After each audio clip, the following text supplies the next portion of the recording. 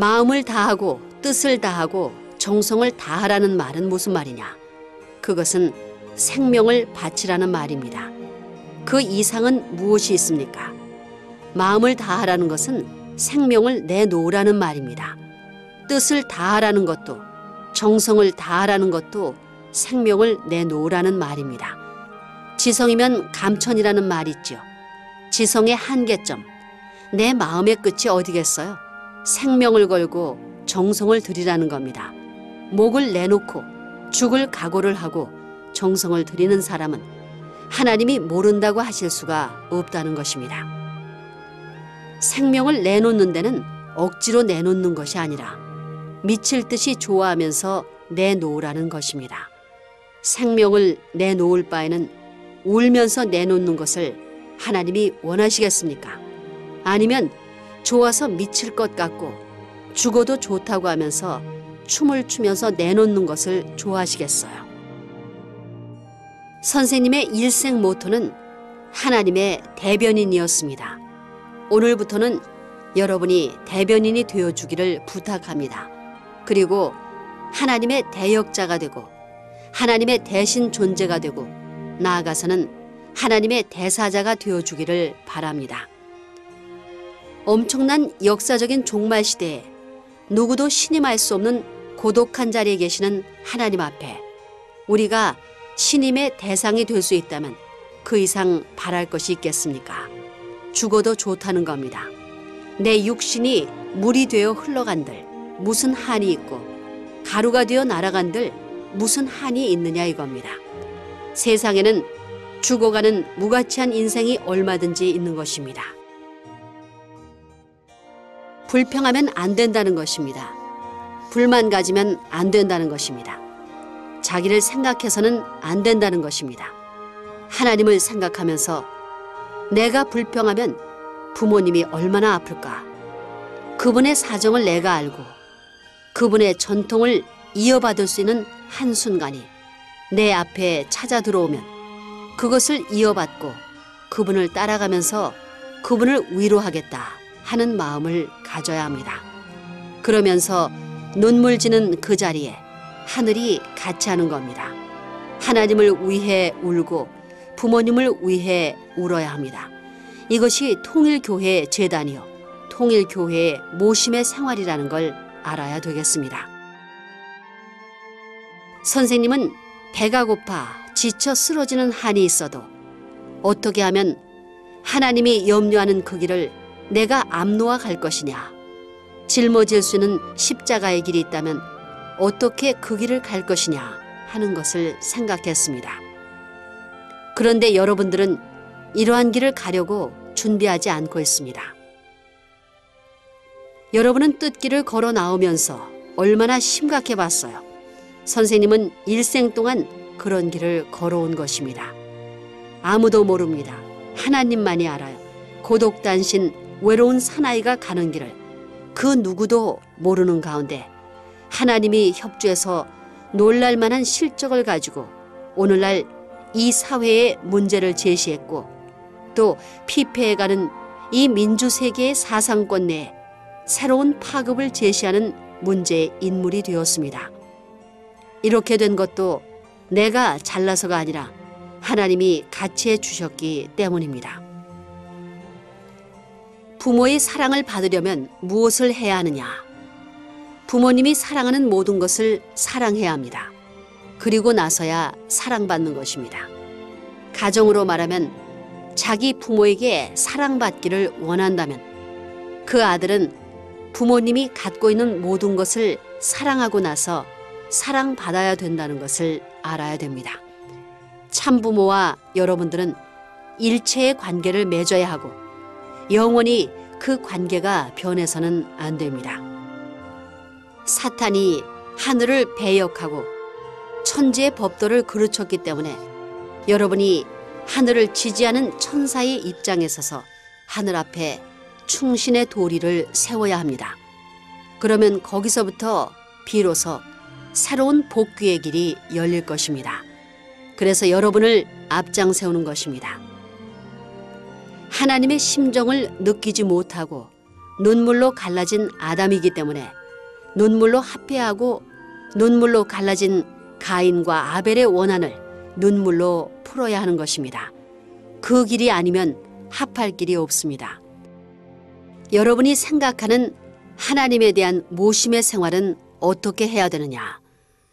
하나님을 일체로 생각하고 부모님을 일체로 생각하고 생활하는 모든 것이 일체가 되어 내가 산다면 이 모든 것은 하나님의 것인 동시에 참부모의 것이요. 참부모의 것은 참부모의 나라의 것이요. 참부모의 나라의 것이 되면 내 것이다. 이런 관념을 가져야 된다는 것입니다. 이 우주도 참부모의 것이요. 이 집도 참부모의 것이요. 나라도 세계도 참부모의 것이기 때문에 나는 참부모의 아들이니까 모든 것은 내 것이다 하는 결론이 나오는 겁니다. 사랑은 우둔하고 미혹한 것입니다. 진정으로 사랑한다면 옆에서 누가 보든지 말든지 상관 않는다는 것입니다. 누가 볼 것을 의식하는 사랑은 한계권 내의 사랑입니다. 누가 보든 말든 의식하지 않는 그런 경제 사랑이 얼마나 우직하고 미혹하냐는 겁니다. 어떤 때는 두메 산골에서 캔 도라지를 선생님 앞에 가져와 눈물을 흘리는 것입니다. 그런 것이 영계에 가면 그를 해방시킬 수 있는 좋은 재료가 되는 것입니다. 여러분은 선생님이 고생한 이야기를 하면 그것이 내가 당한 것 같이 느껴지고 가슴이 아프고 슬프고 눈물이 나고 억울해하고 분해하고 이렇게 동감할 수 있어야 됩니다. 여러분을 동감시키게 하기 위한 재료가 선생님의 고생입니다. 오늘날까지의 인륜 도덕은 부모가 자식을 사랑하고 자식은 부모에게 효도하고 부부는 유별해야 한다는 것이었습니다. 이것은 삼강오륜의 초석으로 지금까지 내려왔으나 이것이 역시 바뀌어지고 있습니다. 이렇듯 기존의 관습이나 규범 등이 자연적으로 바뀌어지는 기세가 사회 환경에 생활 환경에 침투해 들어오는 날이 끝날이라는 겁니다. 메시아가 이 땅에 나타난다 할진대 그분은 이 문제를 수습해야 합니다. 한국의 예법에 어른으로부터 뭘 받을 때는 양손으로 받게 되어 있습니다. 그것은 수평이 되어야만 사랑을 받을 수 있다는 뜻입니다. 받는 것은 수직을 통해 90도로 받아야 된다는 것입니다. 인심은 천심이라 하죠. 우리의 모든 규례는 양심의 도리에 따라 상대적으로 빚어져 나온 것이기 때문에 수평이 되어야 됩니다. 또 길을 가더라도 동양 사상은 어른이 먼저 서야 됩니다. 왜? 먼저 나왔으니까. 그렇게 환경을 맞추려고 그런다는 것입니다. 나중된 사람은 나중에 서고 높은 것은 높은 것으로 낮으면 낮은 것으로 앞의 것은 앞의 것으로 뒤의 것은 뒤의 것으로 위의 것은 위의 것으로서 전후를 갖추어야 되는 것입니다. 그런 관은 달라지는 것이 아닙니다. 그건 영원 불변하는 겁니다. 가정의 전통을 세우는 가장 빠른 길은 선생님이 살아있을 때 하는 것입니다. 원래는 매일 아침 목욕 재개하고 심리 밖에서 걸어와 선생님께 경배 드려야 합니다. 이런 전통을 세우지 못하면 자기 후손들의 길이 막히게 됩니다.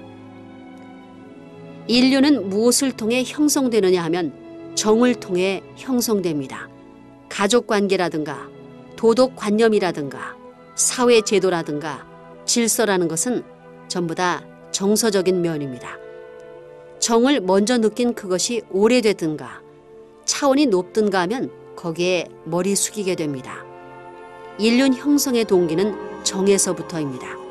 부모가 자식을 사랑하는 데서 인륜은 시작됩니다. 자식이 부모를 사랑하는 데서 참다운 인간관계는 성립되는 것입니다. 인간이 귀한 것은 인륜 도덕이 있기 때문입니다. 인륜은 사람과 사람 관계를 말합니다. 한 사람을 두고는 인륜이라는 말을 안 합니다. 인륜이란 말은 두 사람 이상이 되어야 성립됩니다. 남자와 여자가 결혼한 가정에서부터 사회의 윤리라는 말이 성립되는 겁니다. 윤리는 인간관계의 도리요 법칙입니다.